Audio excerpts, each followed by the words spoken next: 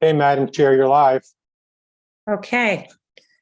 I call this meeting of the Northborough Fire Station Building Committee to order pursuant to Chapter 2 of the Acts of 2023 and Act relative to extending certain COVID-19 measures. This meeting will be conducted via remote participation. No in-person attendance by members of the public will be permitted. To view or to listen, live stream link on YouTube. Okay. So the meeting has been called to order. Do I hear a meeting approval of the minutes from the June 20th, 2023 meeting? Madam Chair, I'd like to make a motion to accept the June meeting minutes. Thank you. Do I hear a second? I'll second. Okay. Motion's been made and seconded. All in favor? And I can't actually do a roll call vote because I'm not seeing you all. So if you just want one by one to say aye or nay, If you'd like, Madam, I can call them out because I can see them all. that would be great. There you go. Mitch Cohen, I'm going to abstain. Unfortunately, I couldn't attend that meeting. Dan Brillhart. Aye. Where is he? Where the hell are you all? Oh, there he is. Tom Reardon, Aye. Diane Nicholas, Aye. and I'm an aye as well. And Don Rand. And I'm an aye also. Aye. There we go. So the motion carries in the affirmative. Okay, the next item we have on the agenda is the results of the program study. Is the chief and Amy doing this? I assume HKT will be heading it up, right? HKT. Yeah. Janet's Or got Tim? a PowerPoint. I think Tim, Alex, where are you? You wanted to speak first? Yeah, I just figured I'd kick it off before we get into that. Yeah.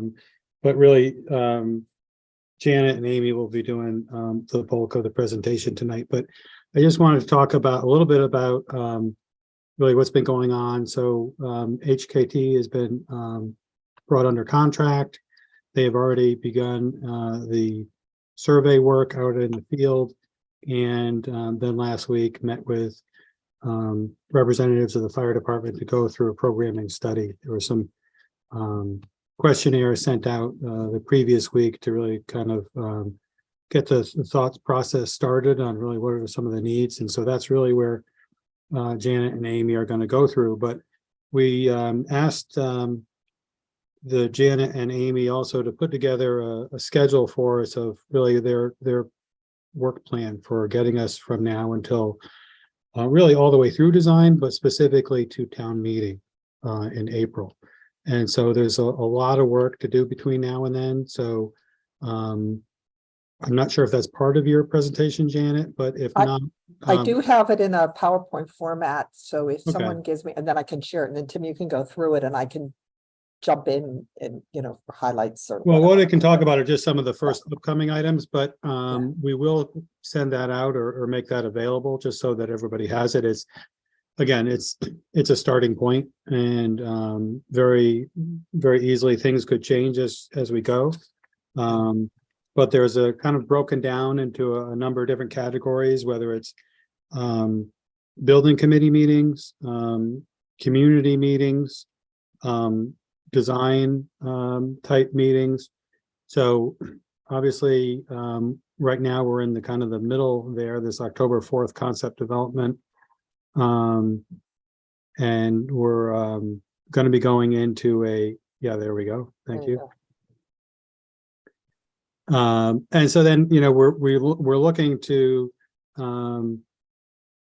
meet again in 2 weeks to start taking a look at options. And then you can see a week after that on the 25th, we really want to look to try and see if we can't narrow down and finalize an option. So there's going to be a lot of activity, and it's going to be happening quickly. So we just want to make sure that that you guys are aware of this ahead of time, so we're all on the same page, and that we can try and get through this, with everybody's input and as quickly as we can, so that we can get out to the public, get some of this input from them as well as yourselves, and hit our April town meeting.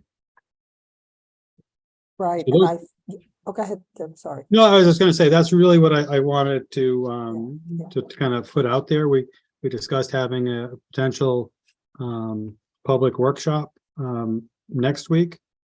And then that would help to develop that number of concepts to review, but we can get into that in a little bit further as part of the presentation, if that makes sense.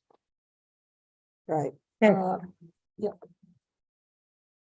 Does anybody have any questions? Tim, did you get this out to everybody, or we can get obviously copies for everybody to detail through it, but We did, Yeah. Janet, we did not send out the schedule. okay, I wanted to go through the critical points first. Okay. So, after you've gone through the program study, Yep. there are some critical milestones that need to be met for your schedule. And there Okay. are some other meetings that, maybe can be combined or pushed or forgone, but certainly there are ones that absolutely need to be conducted. So why don't we get through the program study and okay, then we can delve deep into our schedules. And Yeah. just before you leave this yeah, okay. window, that the 11th, I'm still going to be down here. Is it possible we could push that meeting out either a few days or to the next week? Because I really want to be at the public hearing. I'll be back. I'll be available the 13th or anytime the next week. And I think, Janet, when we get to that, I there's an opportunity with a little bit of wiggle room in the schedule, that committee meeting number 3. Yeah. Maybe, able to be pushed or combined or what have you a little bit, just to accommodate with the chief schedule and the tight time frame. Absolutely. That's all up for discussion. We just, kind of made sure that we owned everything that we had talked about, but we realized there's a lot of meetings, and if we can combine or structure them differently, we're open for anything, that's what this is all about, is just talking about it through. So, Great. yeah, we're good with that. Tim, this is design development. I don't know if you want to talk about this. There's another community meeting, and that's, I think, the one you were talking about, Scott, just now. I meant to throw that in there. And then there's a lot of meetings in design development, master plan, design review, planning boards. There's a lot of meetings that are going to happen. So Yeah, I think it's just good because as we go through this, people can look ahead and see what might be a problem for them, or make sure that with enough time, enough notice, they can be available for certain meetings where we're going to need some decisions to be made. But I think it's just good to kind of all get on the same page up front, kind of set the expectations of what we're going to be doing, and certainly answer any questions before we get too far along, so that if we need to make changes or adjustments, like you were talking about certain dates, we can do that. okay. And just because I have a third slide, I'll just throw this. This is the construction documents. Obviously, this only happens if the town approves moving forward at town meeting. But we'd be ready to to completely start immediately, and then so that we can get this out to bid in the early fall of 2024, and then construction starting thereafter and finishing up in January, February 2026. So that's the overall schedule, but this is obviously falls if we get there. Hopefully we get there. So okay. All right. So Scott, do you want me to take on the programming thing now? Yeah, program study. And then we'll come updates is back, probably- and then we'll come probably back. best. Okay. Ready to come back to the schedule? Yeah, Yeah. okay, okay. So the space needs assessment process, we did, and as Tim said, we did questionnaires, a great response from the fire department, multiple responses from various folks at the fire department, which are great. We combined all those into one questionnaire. We had our on-site meeting. We used the questionnaire as a basis for discussion, and because our questionnaires, though they may be 8 pages long or so, they really just try to get people thinking about their needs. So we did our field observations first, where they were able to point out a lot of things that worked and didn't work, mostly just too small, not in the right space, things like that. We did extensive interviews with the personnel and the deputy chief and the captain. They were at that meeting, and the chief was on the screen the whole time, as well as Tim. And there were 3 of us there, and so we had a lot of opportunities to ask as many questions as we wanted and offer different ideas to them, and they were able to respond to them. I'll go through the clean station design. I have a slide just to do that, but just as a reminder, that a lot of the approach to planning fire stations now is to make sure that we do have these clean station design elements that are incorporated from the get-go. So after that was over, we came back to the office, we analyzed the functional needs, and we wanted that program to reflect not just the current needs, but their anticipated needs up to 20 years into the future. So we talked a lot during our meeting about, how the organization structure for the department may change, how many staff members may be added, all kinds of things like that. They were all part of the discussion. So there are programming pieces that cover all of that. And then we created the new program summary, which is now sitting with the end users for review and comment. And so we're hoping to get some feedback, but that doesn't mean we won't kind of start. We have this very short amount of time. The major elements may need to be tweaked, but the overall pieces moved. We're never going to get rid of the apparatus space, for instance, but they make it bigger, smaller in the end. So we'll work on that. And then we'll have those preliminary results. This is the firefighter health issues that we're concerned about: carcinogens, elimination of cross-contamination, and how a firefighter comes back to the station and how they can be not carry that contamination from the apparatus space into their living quarters and their administration spaces. So that's all about that transition space between the hot and cold zones of the department. So we spend a lot of time talking about that, what we've seen, what we're seeing, how it may work. And then, when we talked about it, we also talked about materials and lighting and views and outdoor dedicate. We didn't talk about those, but those will all be incorporated into the design to make sure that those are parts of the planning. So I just wanted to remind folks what is a big environmental issue right now for fire departments. The program summary, I have details of this, so don't worry, you can't read it, neither can I. There are these major elements. There's the public spaces, communications, there's the building support spaces, administration, staff support, operations, and then all the parking and other spaces, which are really quite important. I'll go through each one of these a little bit. I'm not going to go through them in detail. We'll get copies when the final program. But our focus at the very beginning of the conversation was how the public uses this building, what's expectations, how is the community met and greeted by the fire department staff, how do we do training and work the emergency operations center, and how can we make that a community room? All of those pieces work together for the community, and then the spaces that support all of those. So a couple things to point out, and I will get this maybe a little larger. So if you have any questions, you can ask. But the way they work now is, they have a lot less people coming into the stations, but 2 to 8 per day is a typical call for the people, and they are going to be met by the administrator. Recently, they've moved someone downstairs into that position, mostly for staffing up above, but that is how they want to do it. They want somebody to be able to meet and greet. A lot of things are done now, that they can do reports and things out online potentially, but they do have a lot of visitors. That building is open 24/7. They want to be able to lock down the interior doors of the vestibule so that people can still come in, but they can be restricted after hours. They'll have a video call system off hours. They'll have a baby safe haven notice there as well. And there was a bit of concern about hardened surfaces for those lobby spaces, service windows, so that people feel secure when they're in the building. So we'll enter into that conversation when we start designing the spaces. They also have 2 antique vehicles, one a hand tub and one a vehicle that they would like to display the hand tub, and they do use the old engine for parades and funerals. So they do use that quite a bit. So we're going to have to find a home that's going to have a home. Both of those are going to have homes in the new building.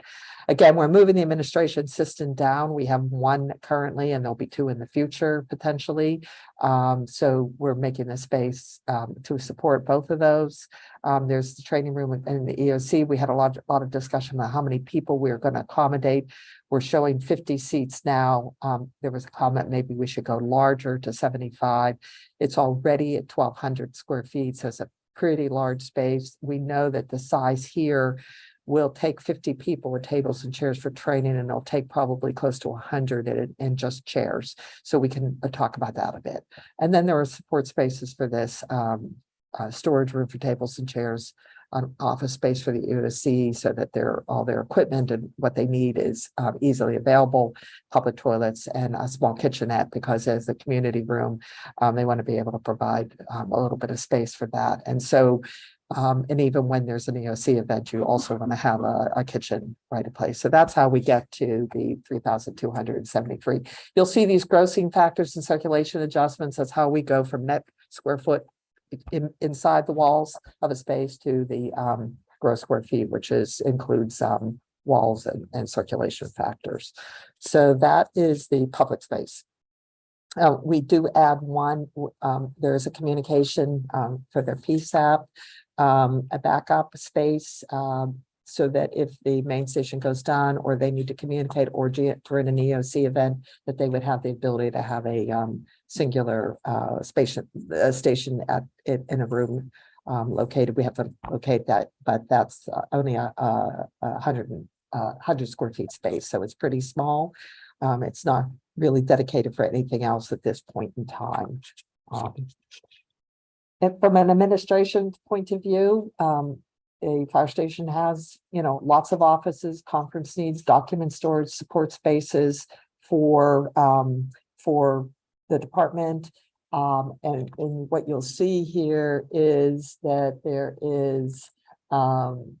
there's a fire chief, there's currently a deputy fire chief, and there are captains. The captains share one room, and it's driven by the 4 shifts.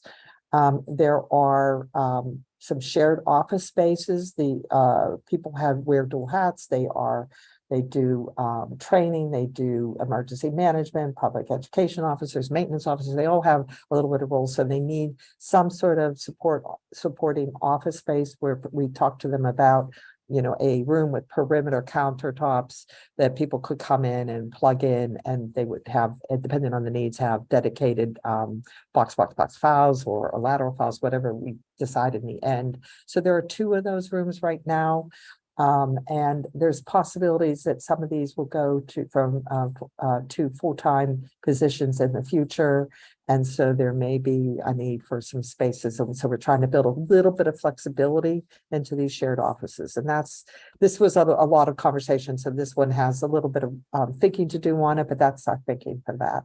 There's also a call for either dual names fire marshal or fire prevention office. That is a future full-time a person that we're providing space for. And they're also talking about a command structure change where they would add the lieutenant into the mix. So on a particular shift, there will be a captain, a lieutenant, and the staff officers. Again, there are 4 people, 1 per shift. So again, they would share one individual space.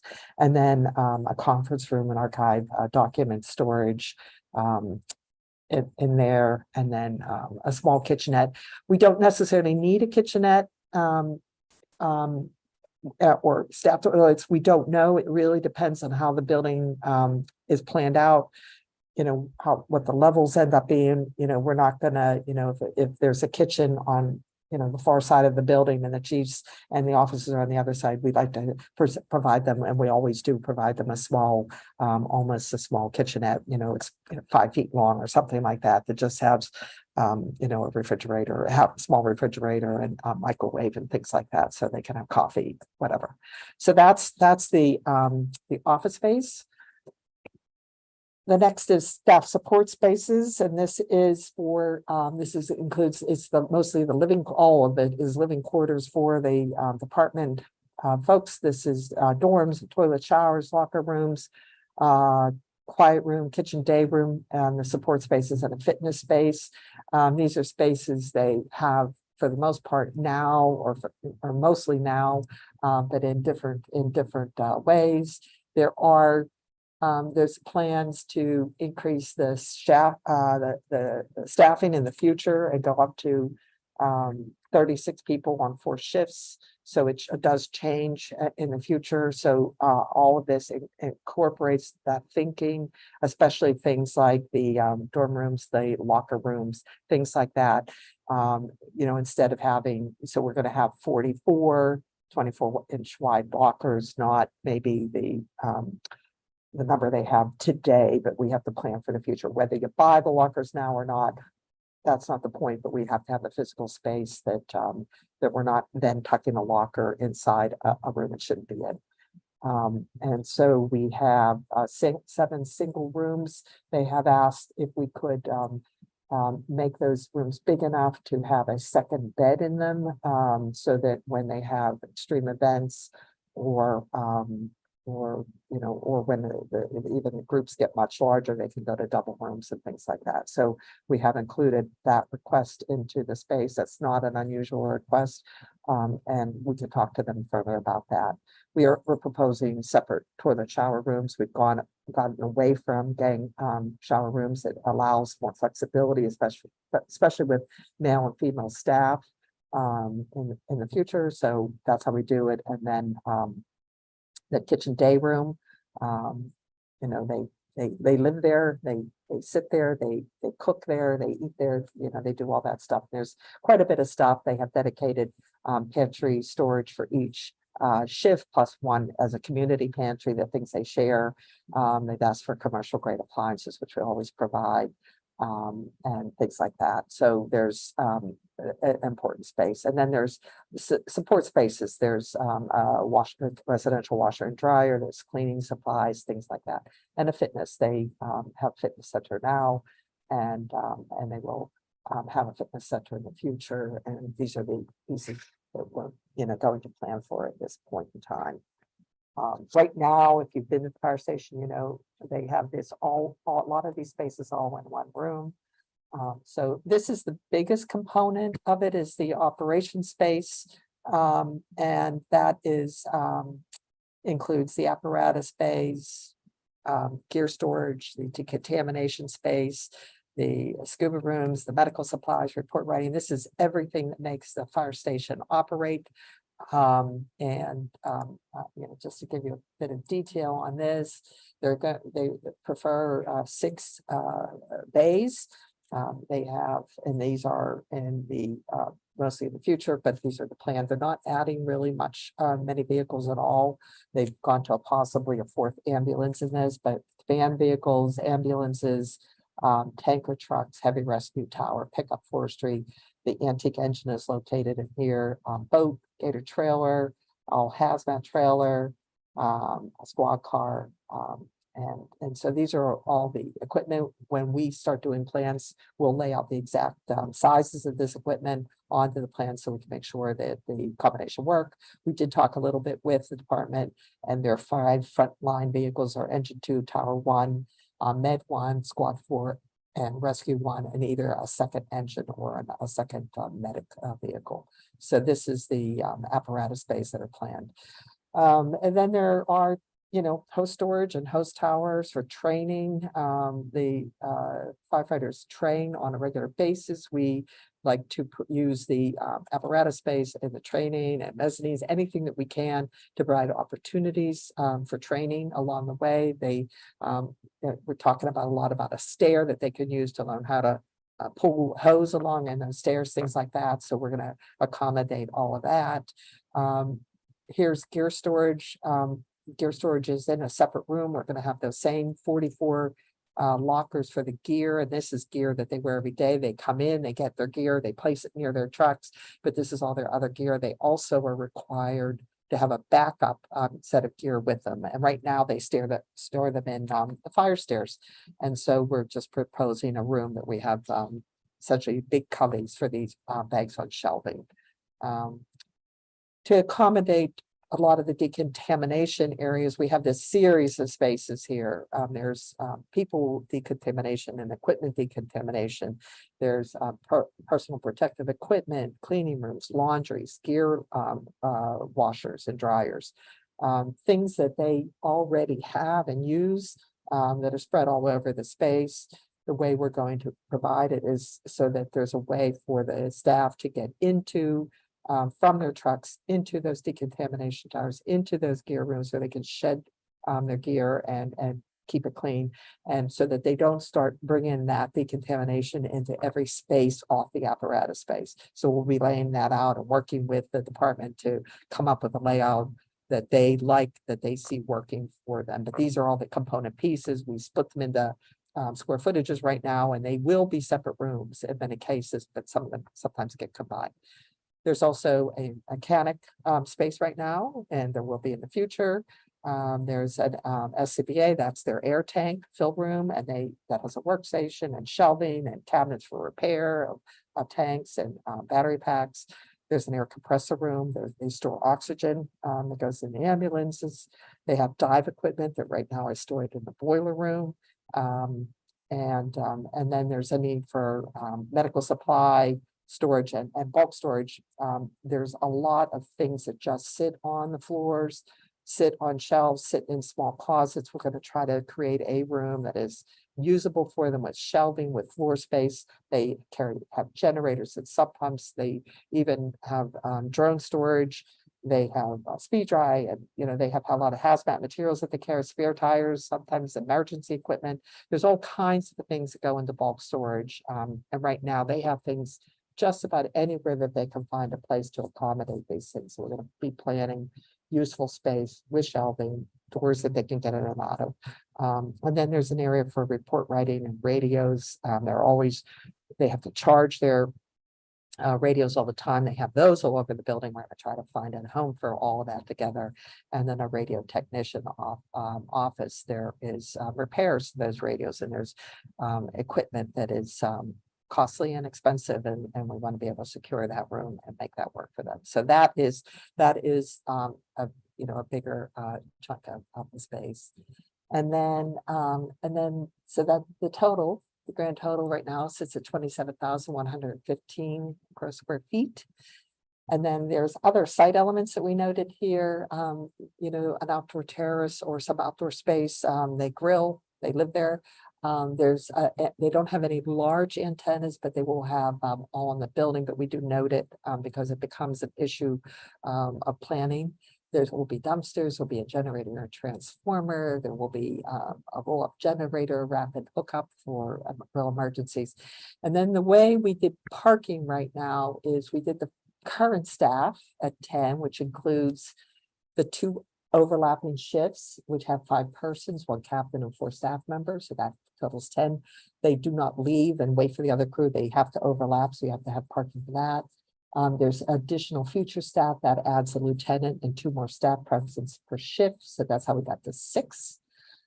We counted all the administration staff that is planned, including the people that go from part-time to full-time roles as in the fire marshal, which is fire prevention, second administrator, people like that. So we count that up. And then it's sort of arbitrary right now how many visitors, but we estimated possibly 30 for a 50 person community room, or up to 100. So we put 30 right now, and that's debatable, but it could go higher, maybe not much lower, because the staff, we always have to have staff space that's designated for the staff. And so we can't use that, the minimally those 16 spaces for, visitors or people that are coming to use that training room or that community room. So we have to think about that carefully, and it will also be driven by site as well. So that's the program. I know I try not to speak too fast, but there's a lot to get through right there. And there is, by the way, there are other support spaces, mechanical rooms and that too in the building. So that's all in here. So can I answer any immediate questions about this? Go back one more. There we go. Any immediate questions about program? I know it's a lot to take in. Janet, I have a question. Yes. Where are the building mechanicals, transfer switch located? So those are right here in there, right there. Okay, thank you. Yeah. Cool. So somehow I know that was on that one of those pictures, but it must have gotten deleted, but here it is right there. I apologize for that. That's right there.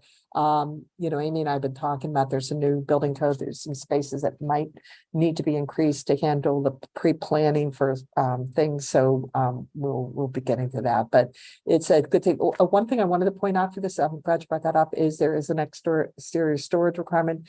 And that is, they want that to be a tempered space, but there's snow blowers and shovels and brooms and vehicle cleaning supplies and, you know, trash recycling that we're gonna be planning for.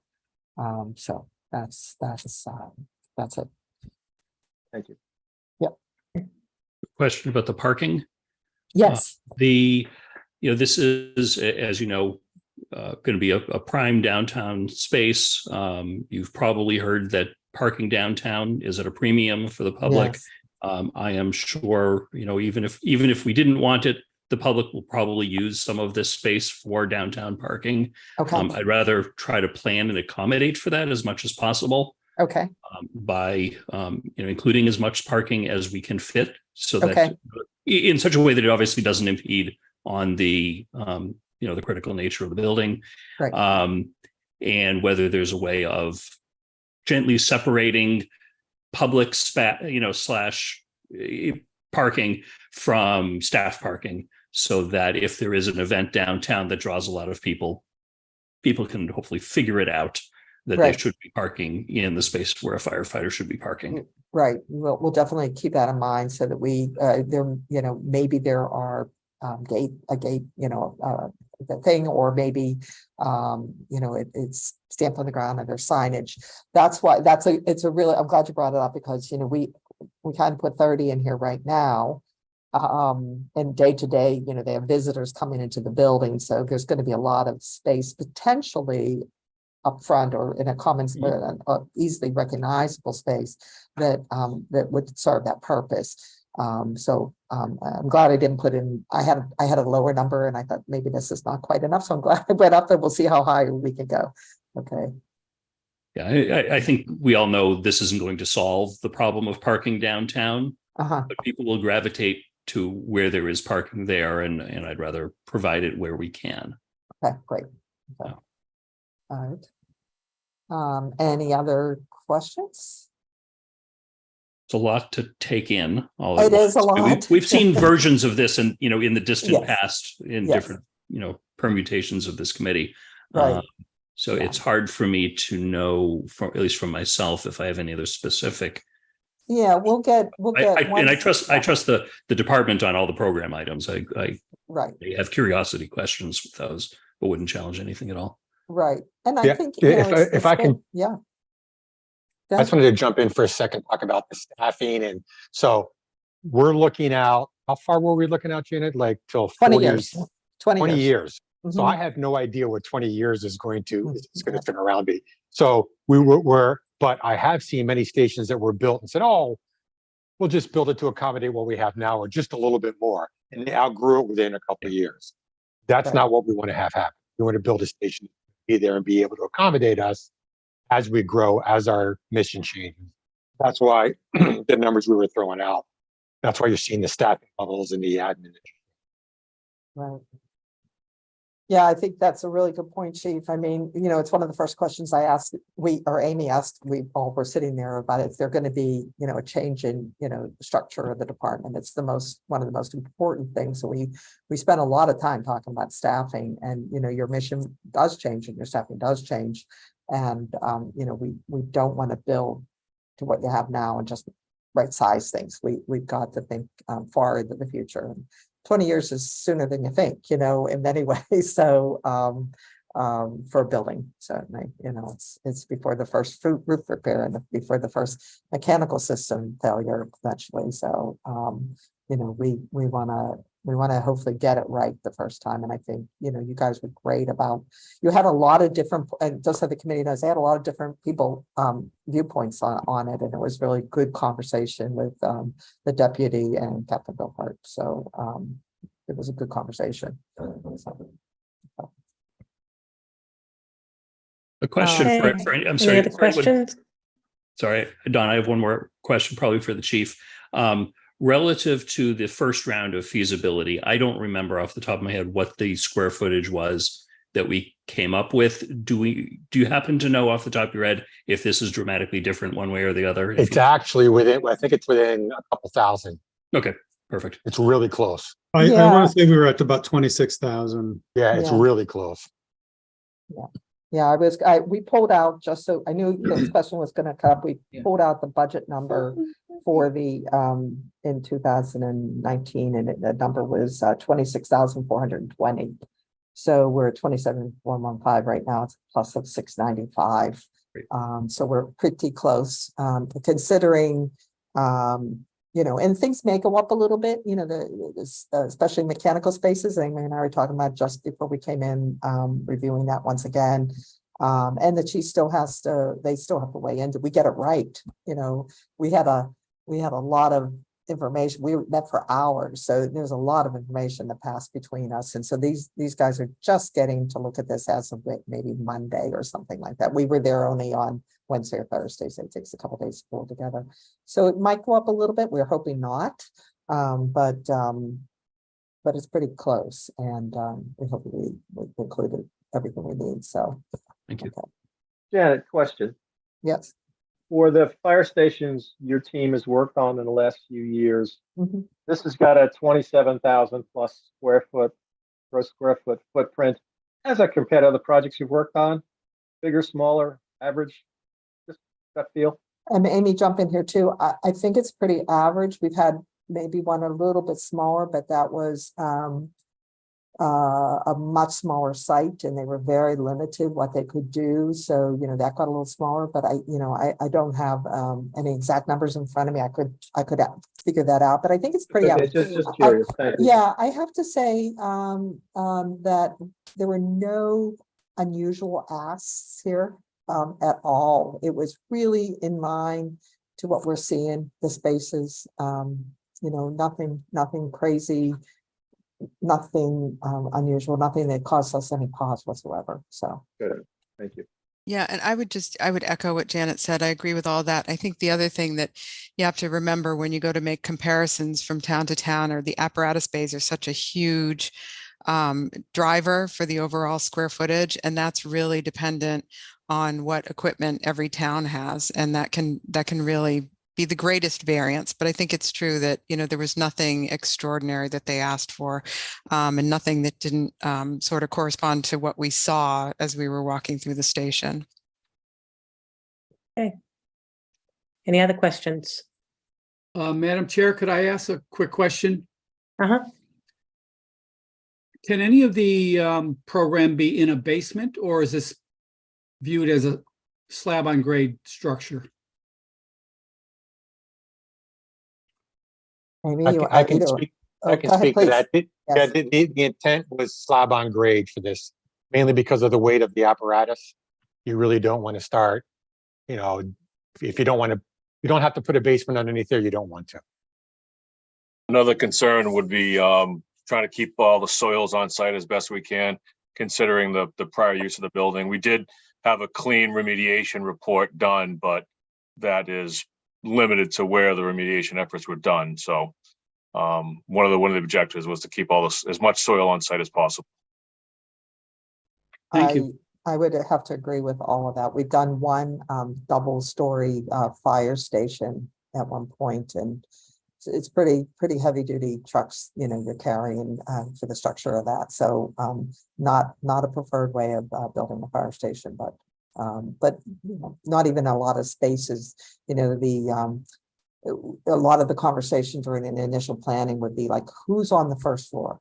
Who's on the first floor? Where is the staff live?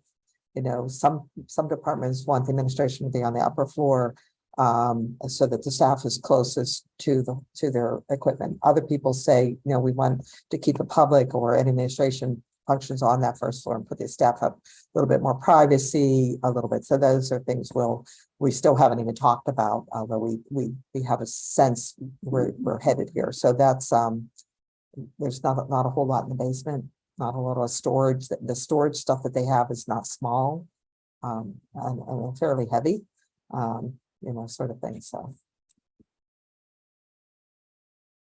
Okay, if there's no Madam further Chair, I have a question, question. Yeah.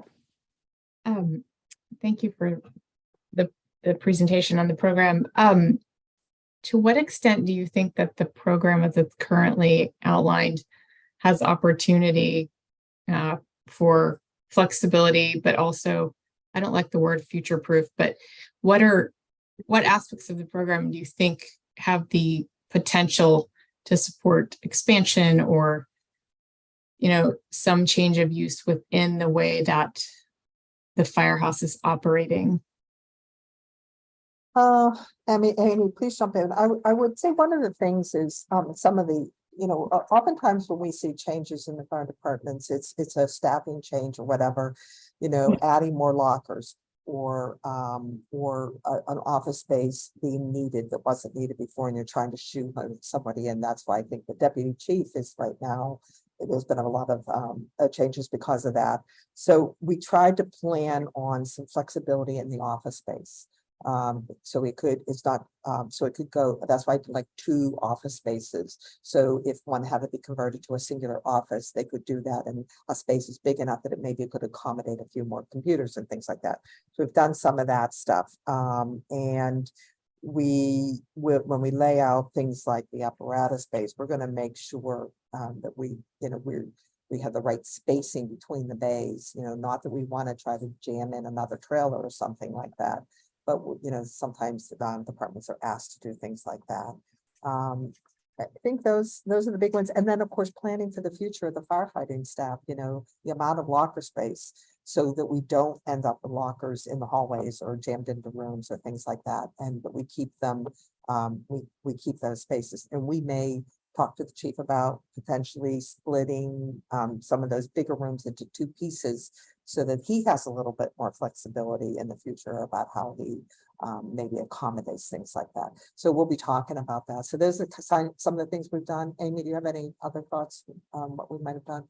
Yeah, I mean, the other thing that comes to mind is the way that we handle the toilet and shower rooms in the living quarters. It used to be that we would have, a single male room and a single female room, and we would have to sort of guess on the proportion of lockers that you'd put in the female locker room so that you could accommodate future staff, where we design it so that we have a single locker room, and then you put your belongings in the locker room, but you get them out and you go into individual single occupancy toilet shower rooms. That allows for flexibility so that the proportion of male and female staff members can really change. And I know that that's something that has been an issue with the current station, and certainly the department hopes that they can attract more female firefighters in the future. So we try to think about things like that. Thank you. Okay, anyone else? All right, not hearing any more questions. The next item is consideration of milestone schedule. I could go back to the schedule if you want, but oops.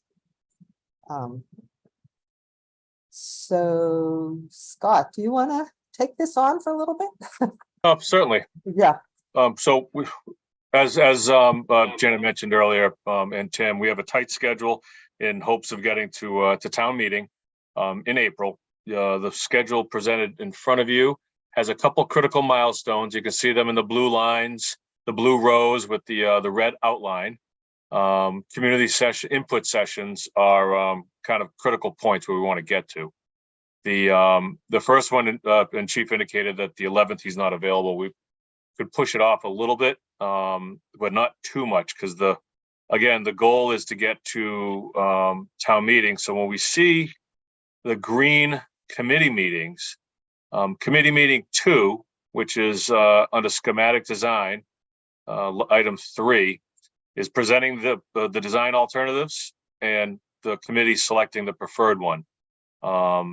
That combined with committee meeting 3 is probably the most critical working session this group is going to have. The community input session next week or early in the following week. Obviously, HKT needs in order to advance through the options. But once the committee selects that option, getting it in front of the public November 15th is again another critical point, so that we can have consensus and HKT and Colliers can push forward with estimates and really get the design fine-tuned on the financial side. So Chief, you had indicated next week is likely, or the 11th and 12th are not good for you. Yeah, I'm heading back from Carolinas on Thursday. So Friday I'm available, or anytime the following week. So having a community input session on a Friday evening, especially when it's Friday the 13th, I'm not sure that's a wonderful idea. I'm not a really superstitious person, but it's a bad foot to start on, maybe. Could we do Janet? the Monday? There's a BOS meeting Monday, Yeah.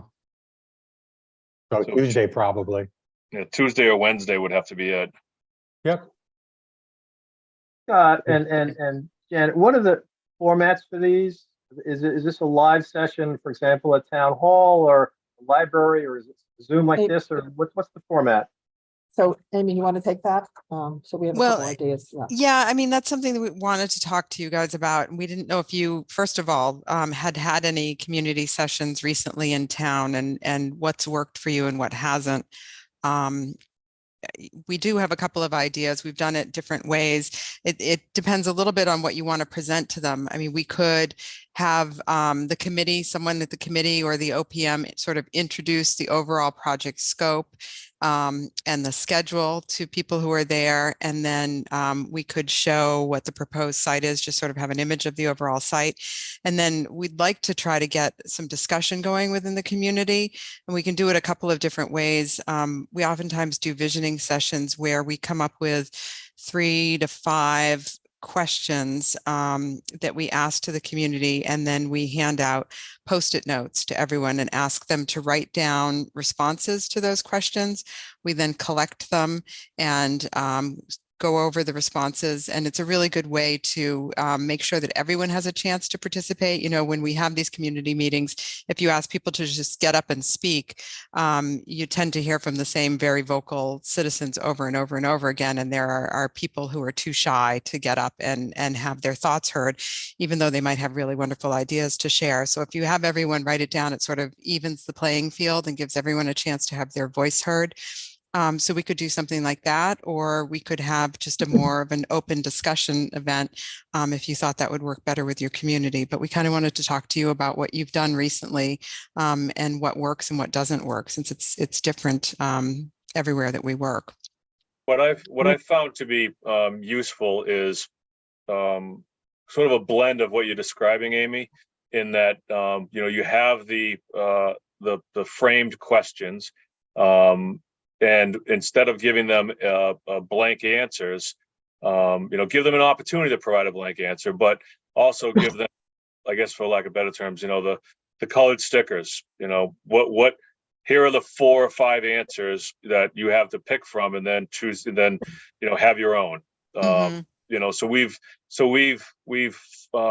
framed the approach and don't spend a lot of time or get a lot of wide-ranging responses where there's not a lot of consensus. We can really fine-tune the potential consensus on a handful of prospective answers and really see where the community is leaning toward. Okay. I personally, I like in person best. I'm not sure Oh, yeah. what the committee's decision is, but I would far prefer in person for something like this. Absolutely. In my Yeah. opinion, yeah. I think Okay. I agree about in person. And I think echo that it is- too. Yeah, it is critical to get Northborough Cable to fully record it so that those who couldn't attend and participate can watch the details later. That will be a good number of people. Yeah, How many- Oh, go ahead, sorry. I was gonna say, I think location-wise, the library meeting room is probably the best. It's the largest, unless we wanted to get into the school, but I don't think we're for now. I think that would probably be the best location. Yeah, I was gonna ask how many people might you expect and where could you have it? We just did a community meeting, Amy and I, a couple weeks ago, that they thought they might get maybe 20 people, over 70. Um, and it was great. We got more, they hand wrote responses and we got 616 written responses at the meeting. It was fabulous. I mean, but it was shocking. So we want to be prepared. It was shocking. I mean, For everyone, the town administrator said he never could have guessed some of the answers that we got to the questions that we asked. So it was really revealing and helpful. Yeah, and they had just had a community meeting about a week or two before then. They got 5 people.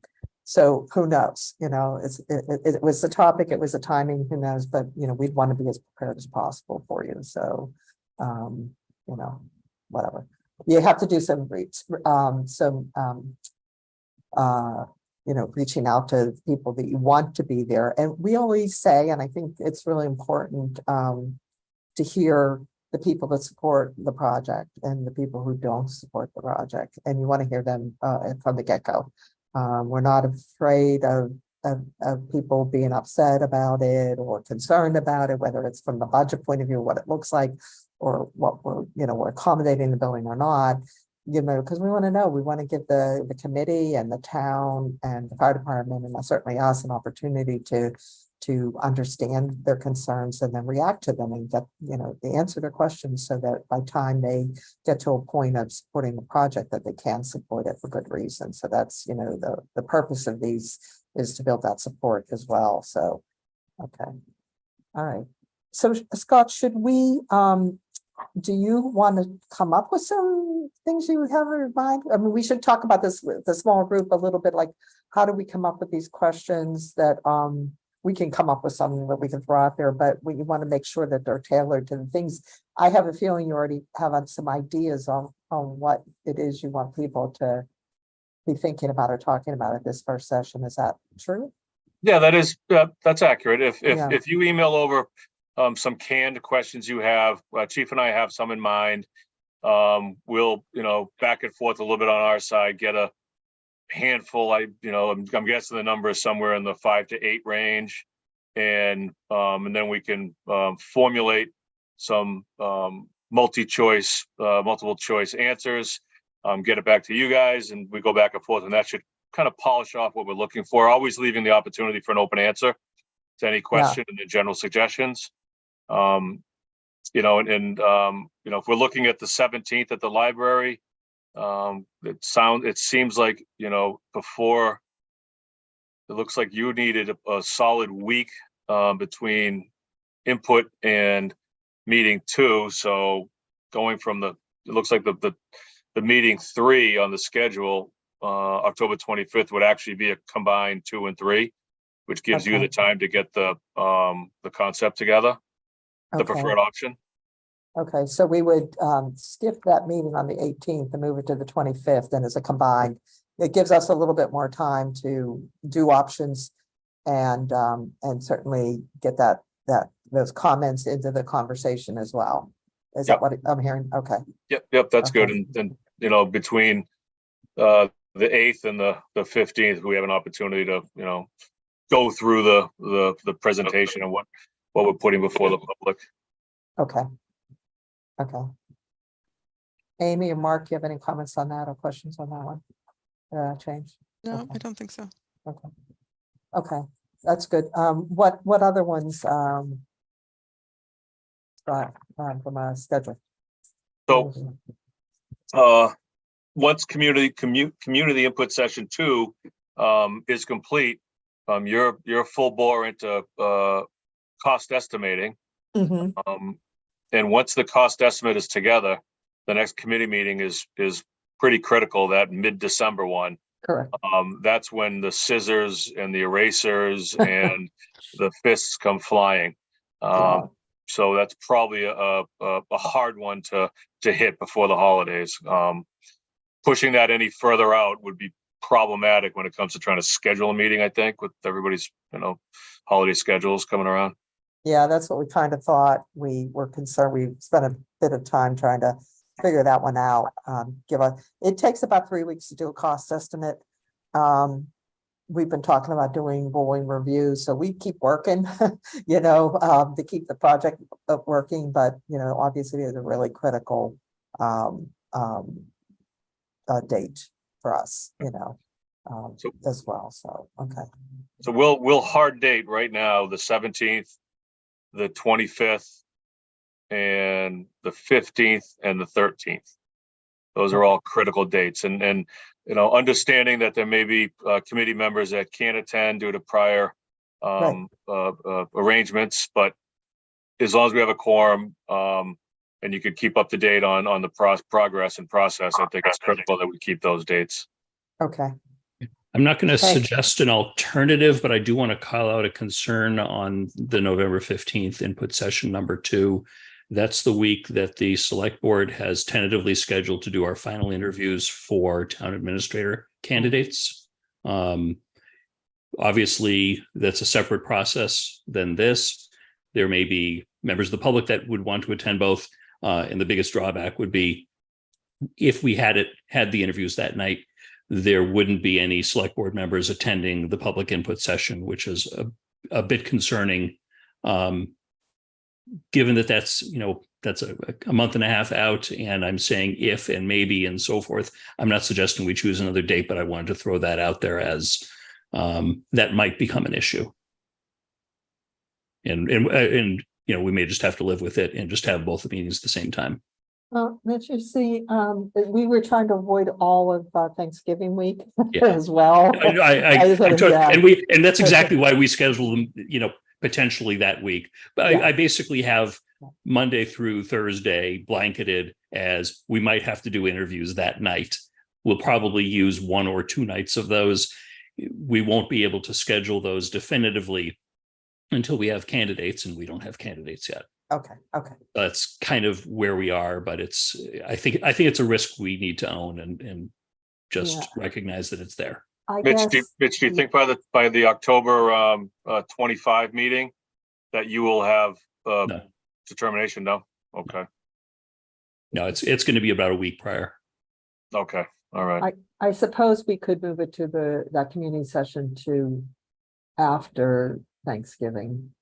I don't know, Amy, Mark, I can't remember exactly how we picked this date. I know we were trying to avoid Thanksgiving. We wanted to have any final comments, but it cost us, but that's not going to affect it because we can't do that much change in a week. Why don't we anyhow, keep it? so. Why don't we keep it to 15th? And if we need to move it out, we can always have a week time. We Yeah. can move it out. Yeah. Okay. I think that is the right thing to do, and recognizing there may be surprises that happen in the search schedule. Oh also.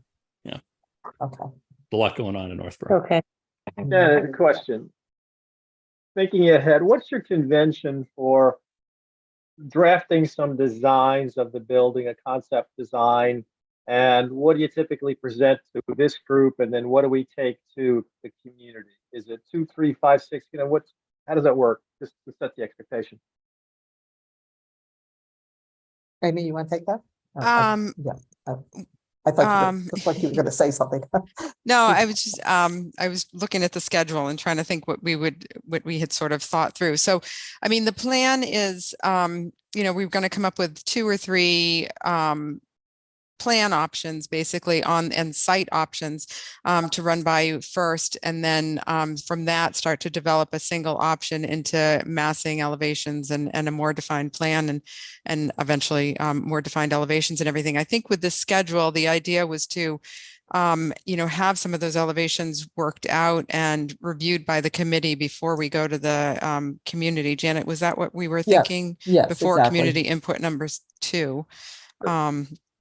So we would, as we got that input from the community, then we would finalize something so that we could move into getting the cost estimate done.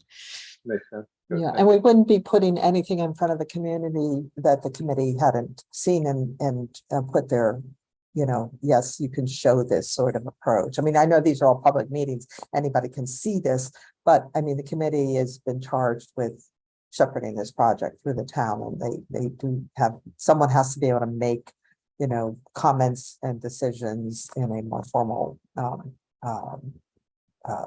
process. So, it would be definitely in front of you folks first. So yeah, and I think we do have a meeting, the committee meeting number 4 on November 8th. I think that was missed in our discussions. So I think that would be an opportunity to review. Yeah. Oh, yeah, right, the right of, line item 8, right there, I was pointing out, there is time, there's a week before that, that you'd see that too, so. I just highlighted in red the community meetings because I knew they were gonna be a big issue to find time for, so. Okay.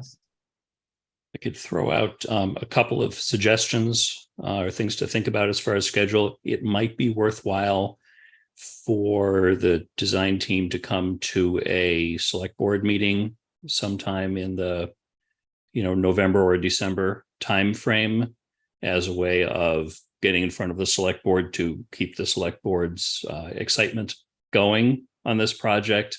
Obviously this will eventually need a positive vote by the board to place it on the warrant and the ballot in the spring.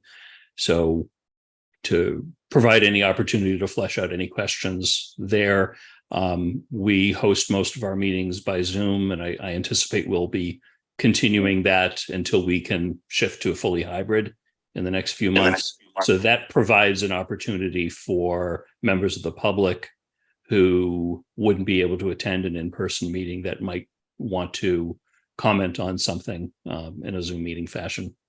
Through the chair, Mitch, do you think it's worthwhile to consider the November 20th select board meeting as a possible community input session? I don't know, and I'm trying not to jam everybody up with far too many meetings, but yeah, I think the timing works well. I don't think it's a good idea to replace the traditional in-person input meeting with something at a select board, because we'll have many other things on our agenda. It's not going to be as focused as a public input meeting, and you get kind of different things out of each one, a remote versus an in-person. right, and I know that's asking a lot of particularly the design team, but I wanted to throw that out there as something I think is worthwhile to do sooner rather than later. so maybe, there's the January committee meetings and community input session number 3 under design development. That may be a point that, and maybe, I don't know if you believe that that's too far down the design process. By the time you're in DD, it's done. Yeah. Yep. So maybe we have a very active select board, as I think some folks know, that if members want to opine as far as anything, it's earlier is better. I believe there's a BOS meeting on 10/23. There's one on 10/16. I think there's one on 10/23. Is that correct, Mitch? Yes, both of those. I think 10/23 would probably be an appropriate one if they're just going to come and do a quick. Would you agree, Mitch? Yeah. Okay. I think as long as everybody, I don't expect the full building committee to attend, although of course everyone's welcome. But I think that's a great timing. Amy and Jen, does that work for you, the 10/23 meeting? 10/23, October 23rd? Yeah, October 23rd. Okay, so that's pretty quick because we just changed the 18th meeting to the 25th. And so I think we're better off on November 20th coming to the board. It's after the community input session number 2. The architect hasn't really hit the ground too hard moving after community input session number 2, but a preferred design option has already been selected at that point. I just wasn't quite sure what Mitch is looking for, if he's, Yeah. yeah, so could you November explain that 6th again? is another date. October 6th. November 6th November 6th. is another select board meeting. Okay. That might be a better one, Mitch. That might be the best one. Yeah, Amy and Mark. I don't Yeah. know if you have, I think, I'm looking at this and thinking, actually though, I have to check. I have another project. Not that that's a problem. I just want to make sure I don't have a meeting. I don't think on we the- have one scheduled then, Janet. We do not. I'm just checking. I have the calendar right in front of me. So that they meet on Mondays. That's the reason I bring it up, so. But yeah, the 10.6 sounds better. I mean, 11.6 sounds better. We'll have, you know, like we said, we'll have more information. I don't want to go and share have something that's not really been vetted yet. I think the Yeah. October one is a little early. Okay, 11.6. Okay. Thank you very much on that. Yeah. I'm just going to put that in my my draft agenda for the meeting. Okay, does anybody else have concerns about the scheduling? One last clarification, Madam Chair. Would you consider Yeah. this a critical path for the town meeting, or is it a subset of this?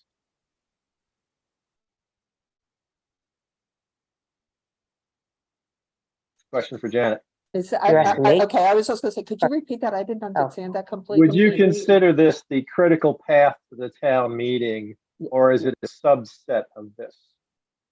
I think this work, all the work that we've described at the town meeting will get you with a very good estimate, if that's what you're talking about, and we need to do all these steps to get to a good estimate. Amy, is that? Yeah, good? I mean, yeah, I mean, when we put the schedule together, that was our goal, was to get you a DD level estimate for town Right. meeting. Right. And so that was how we looked at the dates. Fine. Yeah, we sort of started at the end date and worked back and then tried to plan all the public meetings that had to happen and the work. We can't forget we have work to do in the middle of this, and you know, that was what, and you know, we think you know, we haven't heard exactly from you how you're going to present at town meeting, what you're going to ask for, but I assume it's the entire project through construction, because you already have design funds set up for bidding. So you know, you're gonna be going, you're not going later in the fall to ask them for something else. You're gonna ask for it, I assume, at that Springtown meeting, but that's certainly a question. It's not a report, it's actually asking for the money. Is that correct? Yes. I think Sorry, that's yes. Yeah, everyone's that would be anticipation. correct. The other date I would throw on there is, I believe it's May 14th is our annual election. My presumption is this is going to be a debt exclusion project, so it would require a ballot vote. Sorry, what was that date, May? Let me double check it. I think it's May 14th. I could be off. May 14th. Yeah.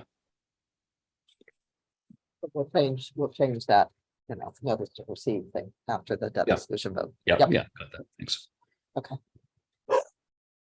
Okay. Madam Chair? About these meetings. Yeah.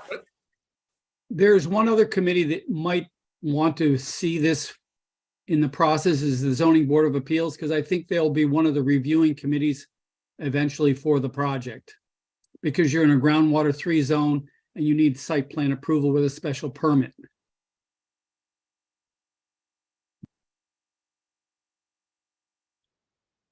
So that needs to be scheduled with zoning board of appeals, right?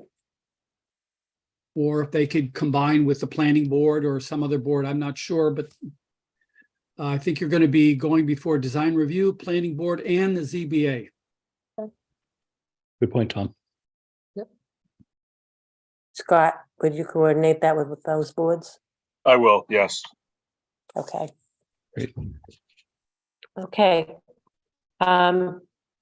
We haven't discussed a time for these meetings. Does 6 o'clock work for everyone?